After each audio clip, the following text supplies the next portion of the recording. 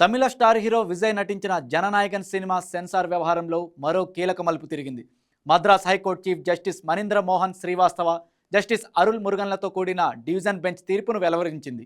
జననాయకన్ సినిమాకు UBS certificate ఇవ్వాలని single bench సిబిఎఫ్సిని ఆదేశించిన ఉత్తర్వులను డివిజన్ బెంచ్ రద్దు చేసింది. ముందుగా సెన్సార్ సర్టిఫికెట్ ఇచ్చి తర్వాత వెనక్కి తీసుకోవడంపై అసంతృప్తితో మేకర్స్ కోర్టును ఆశ్రయించారు. ఈ నేపథ్యంలో సింగిల్ బెంచ్ నిర్మాతల పక్షాన తీర్పు ఇచ్చింది. అయితే ఆ తీర్పును సవాల్ చేస్తూ సెన్సార్ బోర్డు రిట్ అప్పీల్ దాఖలు చేసింది. ఈ అప్పీల్ను పరిశీలించిన chief justice bench single bench ఉత్తర్వులను కొట్టివేస్తూ ఈ అంశాన్ని మళ్లీ పునర్విచారణ చేయాలని ఆదేశించింది.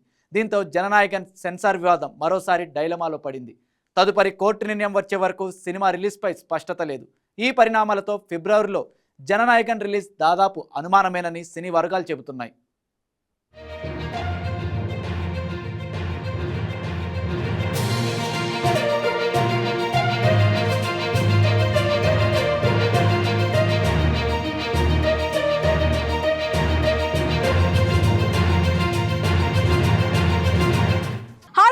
ఈ వీడియో మీకు నచ్చినట్లయితే లైక్ కొట్టి షేర్ చేసి వైకే టీవీని సబ్స్క్రైబ్ చేసుకోండి.